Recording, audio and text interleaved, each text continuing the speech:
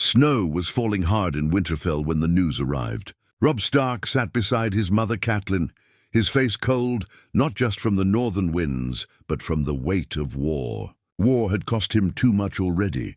His father, his sisters, and now his own men were starting to doubt his path. But then came a whisper. A raven arrived, not from the north, not from the south, but from across the narrow sea. The seal was foreign, three-headed dragon of House Targaryen. It wasn't supposed to reach him. It was meant for someone else. Jon Snow maybe, or the Night's Watch. But by mistake, or maybe fate, it landed in Robb's hands. He opened the scroll. The letter was written in Valyrian, but Maester Luwin translated it slowly. Daenerys Targaryen, Queen of Dragons, was gathering strength in Essos. She didn't trust the lords of Westeros. She wanted to know if there were any left who would support her claim to the Iron Throne. Robb had never thought of her. She was just a name, a whisper, a tale told in secret corners. But now a plan started forming in his mind, one that could change everything. "I want to meet her," Robb told his mother that night. Catelyn's face turned pale. "You are in the middle of a war, Robb. You are king in the north. You cannot chase after fairy tales across the sea." "She is no fairy tale," Robb replied. "If she has dragons, and if we join our causes, we might actually win." The war was already messy. The Lannisters were holding King's Landing. Stannis Baratheon was fighting in the south. The north needed allies, not enemies. And what better ally than a Targaryen with dragons? Robb made a dangerous choice. He left in secret with a small group of trusted men, Grey Wind at his side, Greyjoy captives locked in chains, and Jon Snow's name on his lips. They reached White Harbor and took a ship sailing through storms and black waters. Weeks passed. Finally, they reached Meereen. Daenerys was not what Robb expected. She was young, beautiful, but her eyes, those violet eyes, burned like fire. She didn't bow. She didn't smile. She stood tall and watched him like a wolf. "And who are you," she said, "to come into my city with your sword and crown?" "I am Robb Stark," he answered, "king in the north, son of Eddard Stark, and I've come not to bend the knee, but to offer a marriage." That got her attention. The court was silent. Ser Jorah stepped forward. Missandei whispered translations. The Unsullied stood like statues, but the dragons... Drogon lifted his head and stared at Robb with burning eyes. Daenerys finally spoke. "Marriage? You think I need a northern boy to sit beside me on the Iron Throne?" "No," Robb said. "But I think Westeros needs us both," she tested him, challenged him. For days she questioned his motives. She asked of the north, of the war, of the old gods and new. He answered honestly. He didn't try to impress her with words. He showed her scars, pain, truth. And one night, when the moon was full and the city quiet, she walked alone to his chambers. "If we do this," she said, "it will not just be for love. It will be for fire and blood." Robb nodded. "Then let it burn." Their wedding was held in secret. No lords, no banners, no feasts. Only fire, dragon roars, and northern oaths whispered in the dark. Back in Westeros, no one knew, but everything had changed. The north now had dragons, and Daenerys had wolves, and soon the Lannisters would hear the howl of both. Back in Westeros, the war didn't slow down. It got worse. Robb Stark had vanished. Lords of the north whispered in anger and confusion. Some believed he was captured, others feared he was dead. Catelyn Stark, tired and broken, kept the truth locked behind her lips. She knew he had sailed away, but not where, not why. In King's Landing, Queen Cersei smiled when she heard the rumors. "The boy king has run from the game," she told her son Joffrey, who laughed like a child who had crushed a bug. "Soon the wolves will eat each other." But Cersei didn't know that across the sea, Robb Stark and Daenerys Targaryen were no longer just strangers. They were now fire and ice joined by blood and vow. And they were coming for the throne. In Meereen, Daenerys trained him, not with swords but with knowledge. She showed him maps of Westeros he had never seen. She taught him how Essos works, how men sell power with gold, how fear moves faster than loyalty. Robb, in return, showed her the weight of duty, the meaning of honor, the stories of Winterfell, and why the North never forgets. But it wasn't just politics between them anymore. At night, their bodies found warmth in each other. Her fire calmed his fury. His silence gave her peace. And still, even then, they were both haunted. Robb by the ghost of his father, and Daenerys by the screams of her brother and the shadow of her mad king-father. Then the news came. A Lannister army had burned a northern village near the Twins. Women hanged. Children missing. The Boltons had betrayed their oath again, this time working with Tywin Lannister to divide the North. The Freys were marching too. The North was bleeding, and Robb wasn't there to stop it. He slammed his fist against the wall. "I should have never left," Daenerys stepped forward. "No, Robb, you left to save it. Now we strike." That night she brought out her dragons. They had grown massive, Drogon the largest, black as the night, wings like thunderclouds. "You want to save your people?" she whispered. "Then let them see their king return from the sky." Robb had never seen anything like it. The way Drogon obeyed her, bowed to her, let her touch his snout like a loyal warhorse. The next morning she stood before the Unsullied. Robb stood beside her, wearing Stark armor with Targaryen red stitched into the furs. Two banners waved behind them, a wolf and a dragon. Together, the people of Meereen watched in awe as three dragons lifted into the sky. With Robb and Daenerys riding Drogon together, Westeros would soon tremble. They landed first at Dragonstone, a lonely fortress once held by Stannis Baratheon. Now abandoned, it became their war camp. From there the letters flew fast. Ravens sent to the north, to the Vale, even to Dorne. Most didn't believe it. "The king in the north is dead," they said. He'd never marry a Targaryen, but Catelyn Stark knew. When a black and red dragon burned the Lannister ships off the southern coast, she knew. When the ravens stopped reaching the Boltons, she knew. When the North rose again under one name, Stark Targaryen, she cried alone in the great hall of River Run. The Freys didn't believe it. At the Twins, Walder Frey laughed over wine and meat.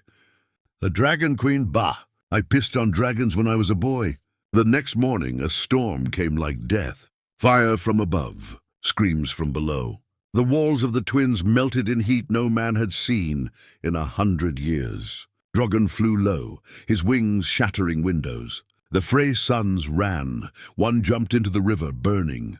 Another had his throat torn by grey wind, who fought like a demon under the flame-lit sky, and Robb Stark. He walked through the ashes and drew his sword.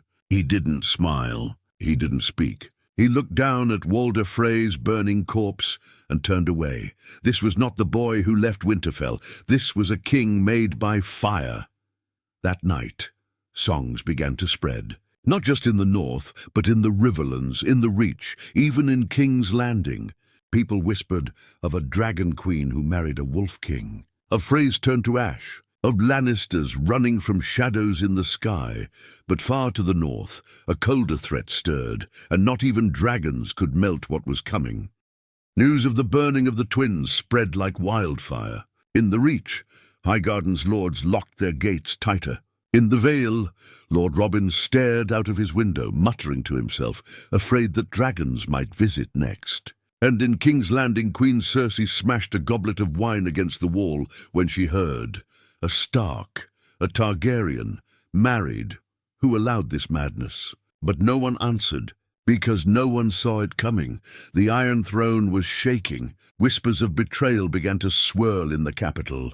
Varys had disappeared. Tyrion Lannister, who once believed in Daenerys' dream, was now missing too. Cersei ordered spies to sniff out the truth, but it was already too late. Westeros had a new power rising, one forged not by gold or marriage alliances, but by fire and vengeance. Meanwhile, Robb and Daenerys returned to the north, not to rule, but to reclaim. Winterfell was not theirs yet. Ramsay Bolton had taken it, skinning northern lords and sowing fear into banners. He renamed himself Warden of the North, laughing in Robb's absence. But when scouts reported dragons in the sky and a massive force marching toward the Dreadfort, his smile faded. He'd heard stories he didn't believe, until Drogon circled over his walls one night, his shadow darker than the moonless sky. Robb Stark didn't just knock on the gates, he tore them down. His bannermen returned one by one. House Manderley, House Glover, even the crumbling remnants of House Karstark, all bent the knee again. But the battle for Winterfell would not be easy. Ramsay had built his walls high. He had dogs that tore men to pieces. His own twisted army. But he hadn't seen Daenerys before, and he hadn't seen war with dragons. On the eve of the battle, Robb stood in the snow, silent. Daenerys approached from behind, her breath misty in the cold. "You don't have to lead the charge," she said softly. "Let the fire speak first." "No," Robb replied. "This is my home. I take it back with my hands, or I don't take it at all." When dawn broke, Winterfell woke to the screams of war. Grey wind led the first charge, tearing through snow and man alike. Robb followed, sword drawn, armor covered in fur and dragon scale. Daenerys rode Drogon above the battlefield, raining fire on the archers in the towers. Ramsay's men tried to flee, but there was nowhere to run. Inside the walls, Ramsay stood watching from the battlements. He saw his men burn.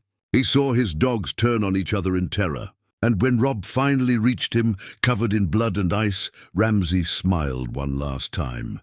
"You think you're a king?" he whispered. "You're just another dead boy with a crown." Robb didn't speak. He let Grey Wind finish the sentence for him. By nightfall, Winterfell belonged to the Starks again. But it was no celebration. The halls were burned, the gods' wood stained with blood. Robb stood before the weirwood tree, knelt, and whispered an apology to his ancestors. "I left," he said. "But I came back stronger." Daenerys entered quietly. "This is just the beginning, isn't it?" Robb nodded. "The Lannisters are next. Then the throne." But something was wrong. That night, as snow thickened across the north, a raven arrived. Black as ash, eyes pale and dead. It came from the wall. Jon Snow had sent a message. The dead are moving. Beyond the wall, the White Walkers had begun their march. Villages were disappearing. Rangers had gone missing. The cold was growing stronger, unnatural, cruel, endless.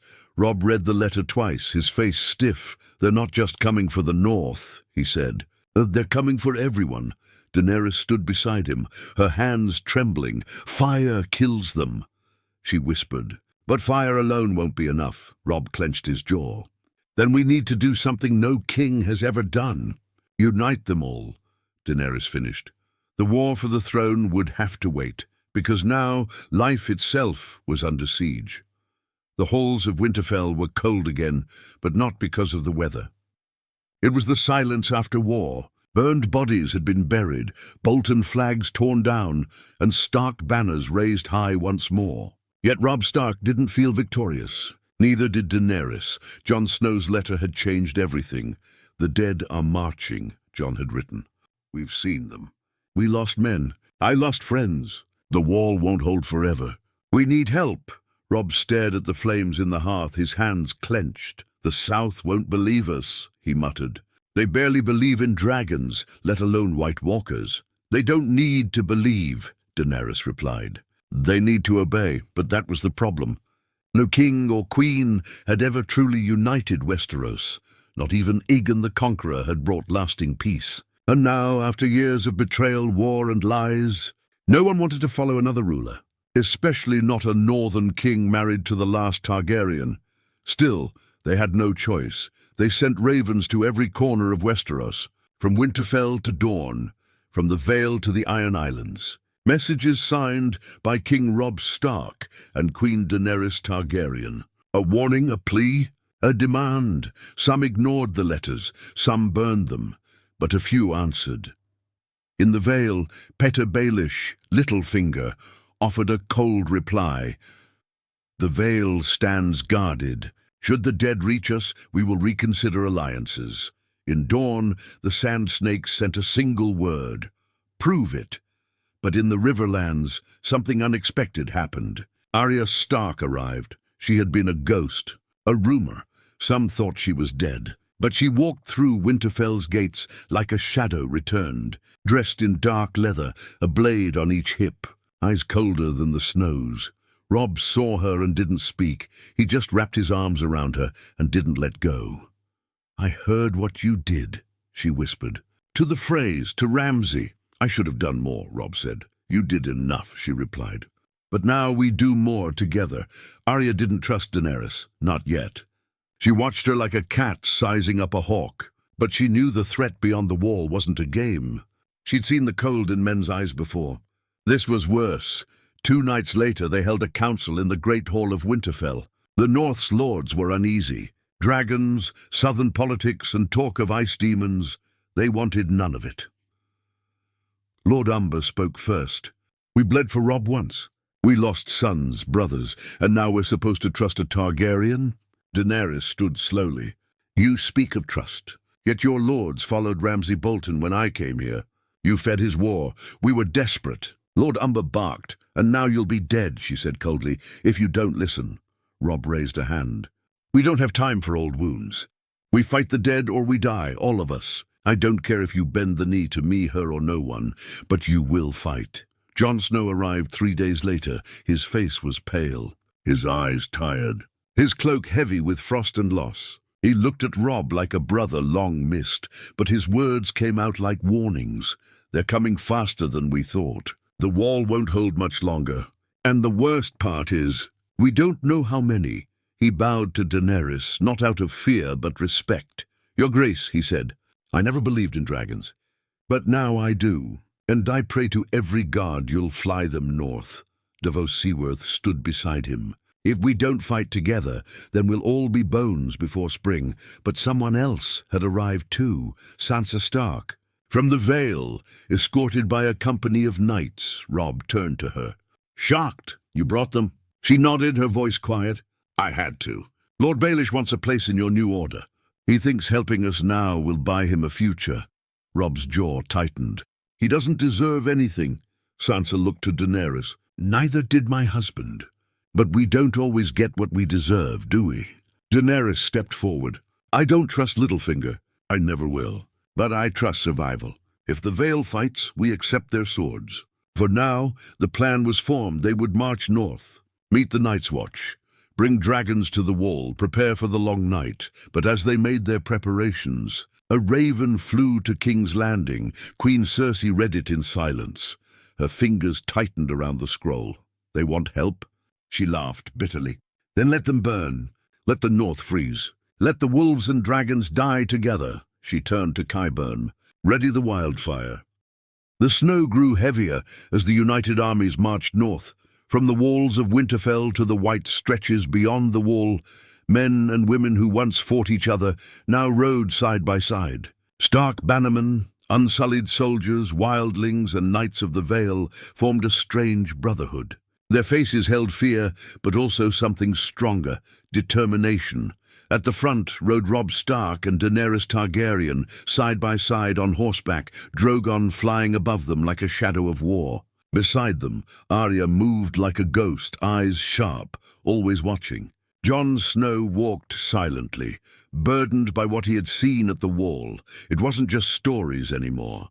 He'd seen the White Walkers, pale demons with blue eyes that pierced the soul. He'd seen the dead rise, soldiers turned to ice puppets, their mouths silent but their hunger endless. The wall was no longer safe. Eastwatch had fallen. There's no time, Jon told them. They're marching already. We need to reach the wall and face them there. If they get past it. He didn't finish the sentence. They reached Castle Black 2 days later. The Black brothers greeted them with weary faces and bloody armor. The gates were damaged. The dead had tested them, twice. The Night's Watch had survived, but barely, and then they felt it. The cold, not the usual northern chill, but something older, heavier. A silence in the wind, a pressure in the bones. The kind of cold that made even the dragons restless. From atop the wall, Daenerys stood and looked beyond. The icy winds whipped her silver hair around her face. Beside her, Robb narrowed his eyes. They're out there, he said quietly. She didn't reply. She already knew. The army of the dead had arrived. Tens of thousands of White Walkers and Whites stretched across the land like a sea of pale death. No banners, no horses, just endless bodies, eyes glowing blue, moving in perfect silence. At their front rode something worse, the Night King mounted on a massive undead beast, a creature that once flew, now walked on twisted legs. black smoke spilling from its jaws. Jon stepped forward. That's Viserion. Daenerys' heart froze. Her dragon, her child. Killed, turned, and now used as a weapon against them. She clenched her fists. No mercy, she whispered. They began preparations. Fires were lit. Dragon glass was passed among the men. The smiths of Winterfell had melted down everything they had.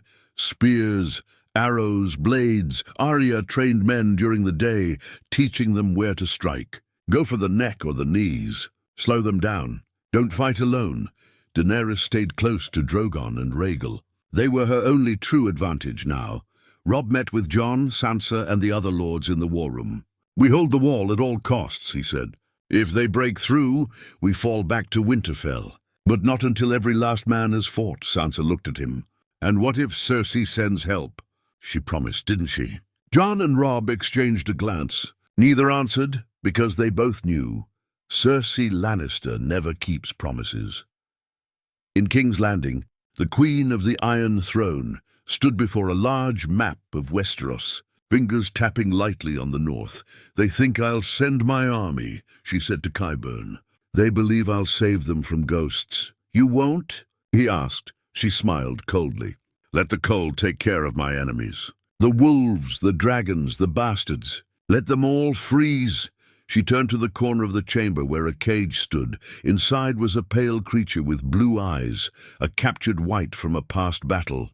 "They fear the dead?" Cersei said. "Then I will make them worship me. When they return from the north, if they return, they'll find a city ruled by a queen who never bled for anyone. And if they win," Qyburn asked, "then they'll be too weak to stop me. And I'll burn what's left." In the shadows, Euron Greyjoy waited with his fleet. He had sailed away, pretending to abandon her.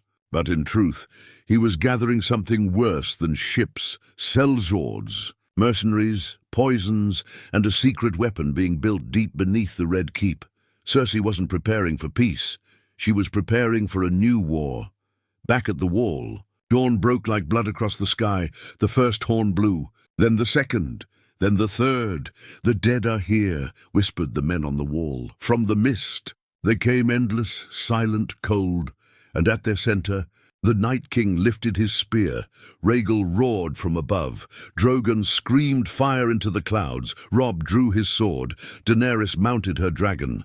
Jon gritted his teeth and whispered, "We fight now, or die forever." The sky was red before the first scream. It came from the south tower of Castle Black, where a young Night's Watch recruit stood frozen in fear. His horn dropped from his hand as the white sea emerged from the mist. They didn't charge like men. They crawled, twisted, climbed over one another like insects. Bones cracked beneath feet, limbs dragged through snow. Thousands of dead, marching without breath or soul, as if drawn by a single thought. To kill the living, Robb stood at the front line with his sword gripped tight. His face was pale, not with fear, but with the weight of duty. This wasn't war. This was survival. Jon stood beside him, nodding once. "No retreats. No retreats," Robb repeated. Above them, Drogon and Rhaegal roared through the clouds. Fire rained down, clearing huge sections of the enemy, but the dead didn't scream. They didn't run. They just kept coming, filling every gap with more frozen flesh. Daenerys rode Drogon hard, circling the battlefield, burning paths through the horde. She could feel her dragon weakening. Not in strength, but in fear. These weren't ordinary enemies.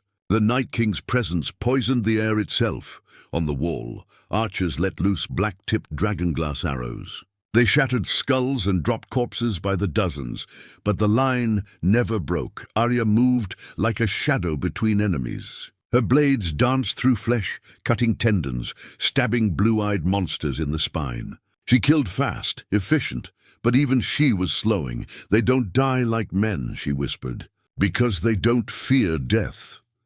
Bran Stark, now fully bound to the power of the three-eyed raven, had taken position in the crypt below. His eyes were white, his body still, his mind soaring through ravens, scouting every corner of the battlefield.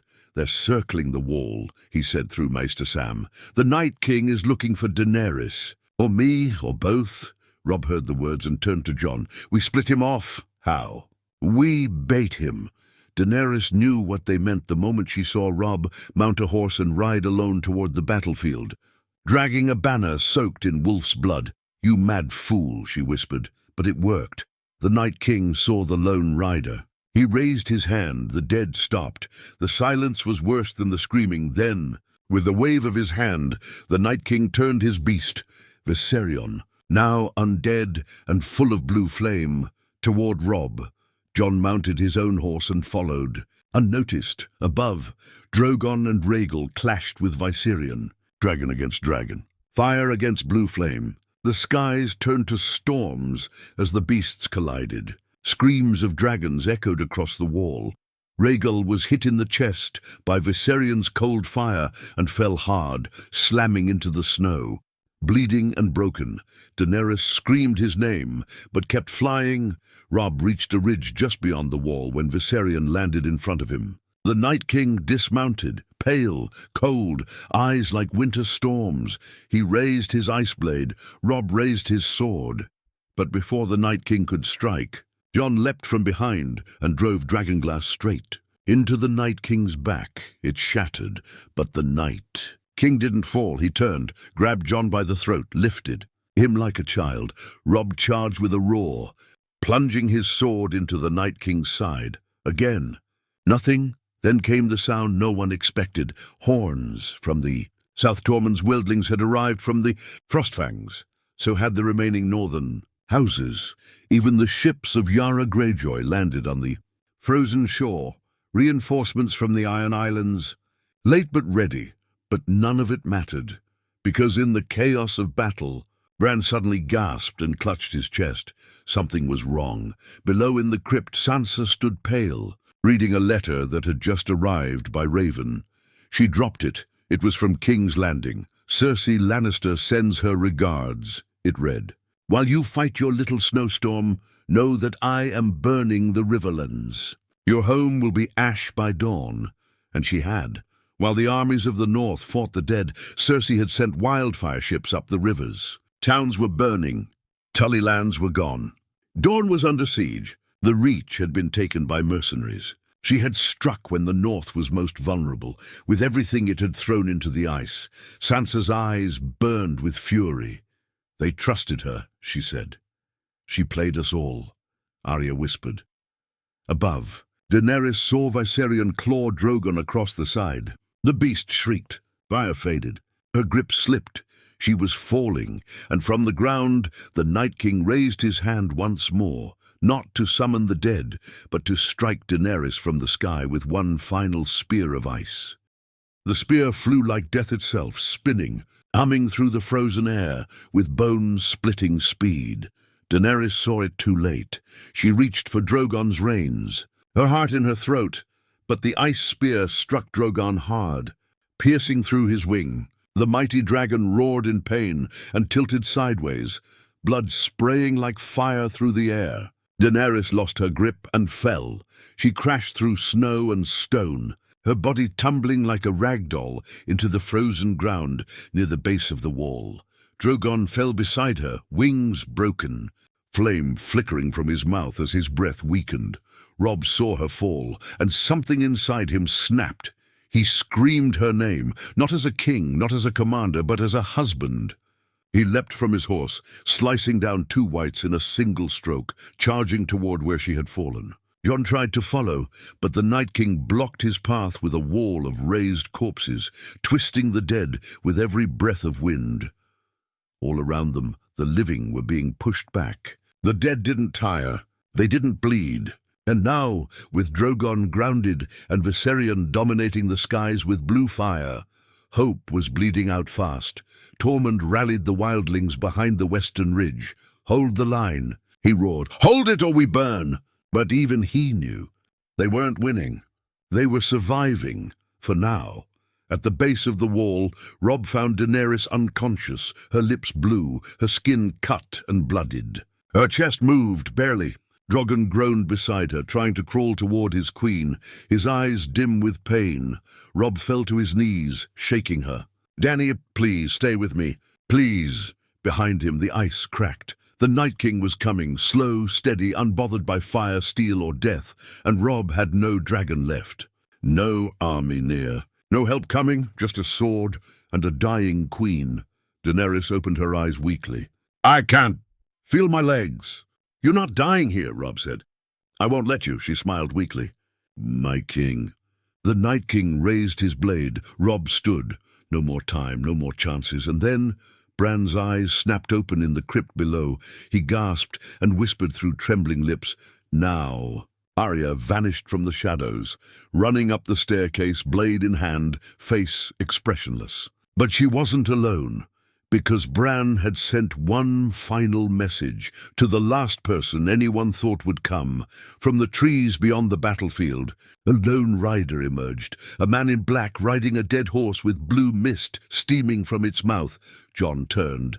Benjen, his uncle, half dead, half alive, still fighting.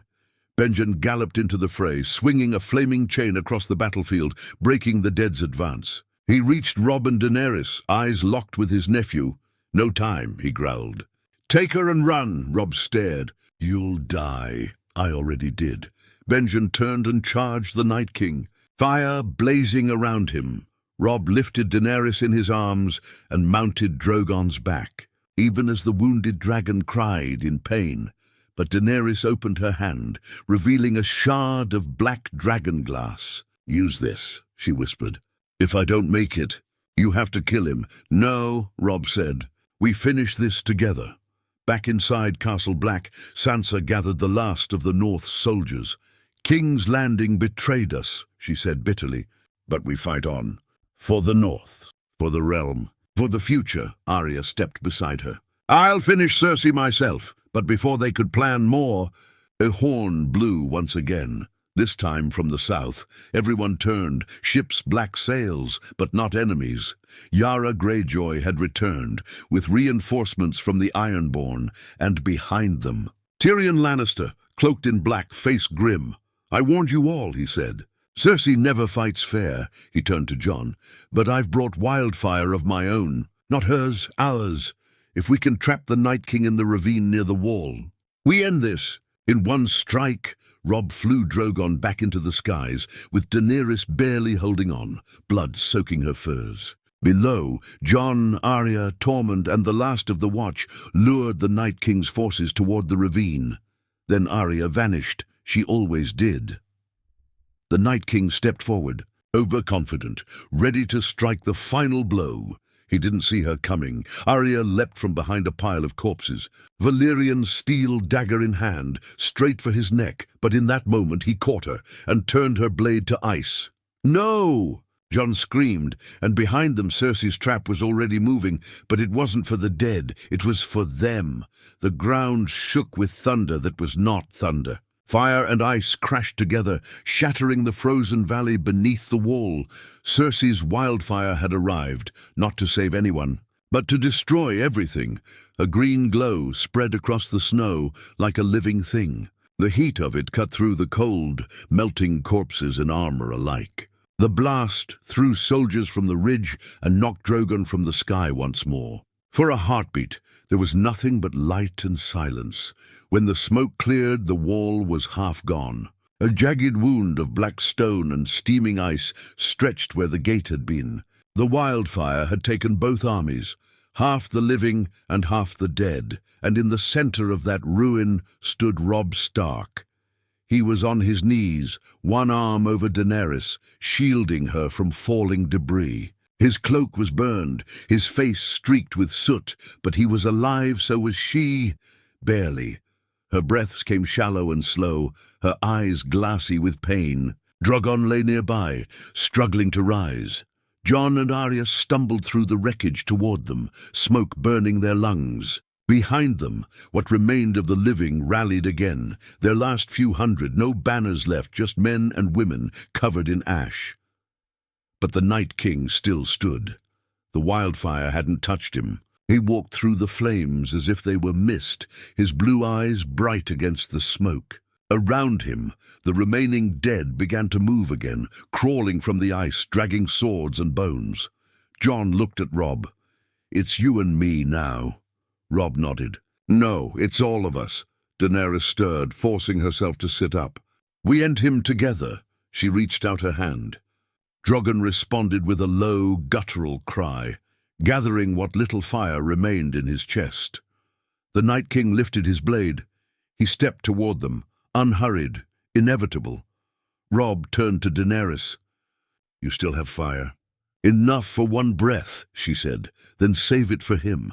They moved as one, Robb and Jon running forward, swords drawn, Arya circling behind like a shadow. The Night King swung, his weapon slicing the air with a sound like cracking glass. Jon blocked. The blow shattered his sword in two. Robb countered, driving steel into the Night King's chest. The blade froze instantly, breaking like ice. The Night King lifted his arm to strike again. Daenerys screamed, not in fear, but command. Dracarys! Drogon's last flame burst from his throat, a single blinding torrent of gold and red that swallowed the Night King whole. For a moment, the figure inside the fire didn't move. Then he began to melt slowly, the ice running from his limbs like black water. But as he fell, he reached out one hand and grabbed Robb's wrist. Cold flooded through him. Robb gasped, feeling his heart slow, the world dimming. The Night King's voice, a whisper of wind, passed through his mind. Ice and fire cannot rule together. And then the Night King shattered into snow, into nothing. The army of the dead collapsed with him, bodies falling like puppets cut from strings. The wind grew still. It was over. But Robb didn't rise. Jon caught him as he fell, lowering him to the ground beside Daenerys. Frost spread up his arm where the Night King had touched him, pale veins creeping toward his heart. Daenerys pressed her hands to his face. No, stay with me, he smiled faintly. You brought the world back, my queen. Tears cut through the ash on her cheeks. We did it together. Robb's hand brushed hers once more, and then the cold stopped moving. His eyes closed, peaceful. Daenerys bent her head and kissed his forehead. The wolf sleeps, she whispered. But the world will remember. Jon looked away, jaw tight. He died saving the realm. We'll make sure no one forgets. Weeks later, spring returned to the north. The snows melted, rivers ran clear, and the smell of smoke faded. The surviving armies built pyres for the fallen. At the top of Winterfell's hill, a new banner flew, a direwolf intertwined with a dragon. Daenerys ruled the north for a time, not as conqueror, but as guardian. She kept her promise to Robb. No more wars, no more thrones. When she finally sailed south to rebuild the kingdoms, she left Winterfell to Sansa, Jon, and Arya. At night, she sometimes dreamed of him, standing in a field of snow that glowed like stars, smiling, saying nothing. And when the people of Westeros told their children stories, they didn't speak of kings or queens alone. They spoke of the wolf who married the dragon, of a love that stopped winter itself, and of how the world was saved not by crowns, but by courage. The war for life was over, and in the quiet that followed, the North finally knew peace.